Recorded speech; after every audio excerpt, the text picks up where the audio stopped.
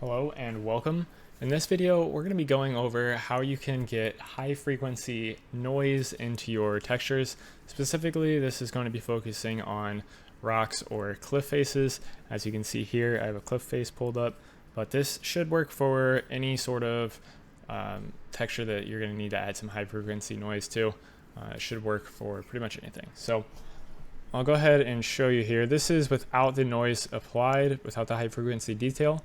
And then as I pull this across, you're going to see it transform into the one that has the actual high frequency noise on it. So as I drag across here, you see it, all of the high frequency noise, specifically with your channel kind of right here with your specular, and right here is a good spot as well. You'll see it overwrites the specular information just because I didn't add in the specular. And I think it works really well, gets you your nice high frequency noise and adds some nice realism to your textures. So let's go ahead and jump in and show you how we can achieve this. We are using Redshift, so you will need Redshift to do this, although it probably will work with other renderers. It's just going to use different type of nodes. Not sure what they would be called, but look into your different renders if you're using a different render and see what the equivalent is for this. So I just have this cliff that I created inside of Houdini and brought this into Substance Painter and textured it, and then brought it on into Cinema 4D here. So add in our noise or our texture.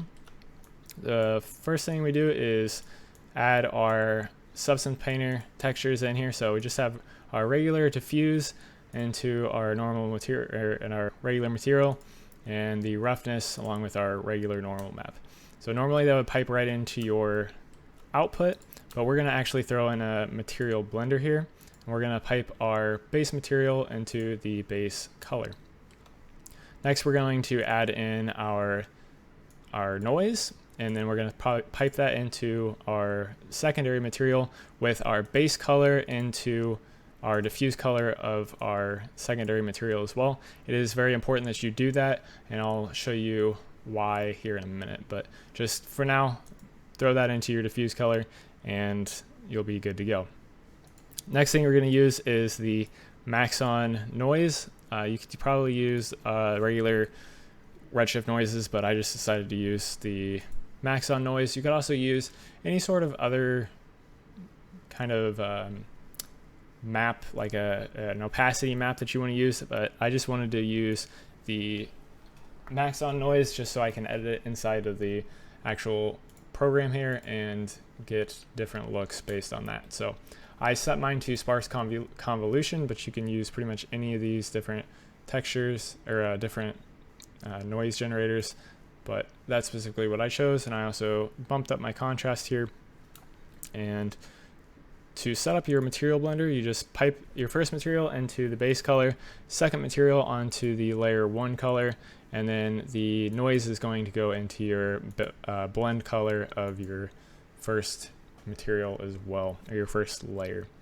And then that's going to pipe into your output, and that'll give you just the straight up look that you have right here.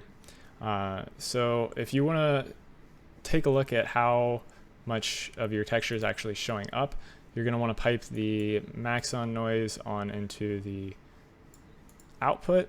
And then if we load back up our render view, and I just remove that real quick, you'll see that this is our actual noise texture. And if I open this back up and click on our noise, we can edit this. You're probably going to want to use your low clip and your contrast the most. So low clip is going to control the amount that is actually showing up, and your contrast obviously is going to affect the contrast there. So just bring that back down to 0, and we'll go ahead and pipe this on back into our output. I do have a secondary noise here, so if I click on this one, this is a different type of noise that I'm using in the normal map. I got this one and I thought it might look okay, but I think I actually like this a little bit better. I'll show you what they both look like here. So this is the first one, so the one that you're seeing right there. This is what the normal map actually looks like. It's just some high frequency noise. And then the second one is actually more like a rock texture. but I don't think that looks quite as good. So I think I would, if I was going to use this in production for something, I would just stick with this kind of a nice noise here. Gets you this nice rocky kind of look that you have in real life. So adds that nice little bit of realism, whereas this one kind of adds it in there, but not kind of what I like. So you could play around with these. You could actually add in more if you wanted to. You just keep adding in more materials into your material blend, and then keep using different noises to blend between the two. So that's how you're going to blend between the actual texture that you create and the high frequency noise, and add that into your textures. Makes it a lot more realistic in my opinion, and it's used quite a bit in games. They're called, I think Unreal Engine, they call them like decals. It's essentially the same thing that you're doing right here as you would in Unreal. So saw that and recently, and I was like, how do we do this inside of Redshift? I bet you we can, and it's actually pretty easy to do. So hopefully this helped you out and made you learn something. If it did, make sure you leave a like. Maybe check out some of my other videos. I got a bunch more videos on my channel that are on different tips and tricks for not only Cinema 4D, but I also have been diving into Houdini as well. So if that sort of stuff interests you, make sure you take a look at that and see what else you can learn.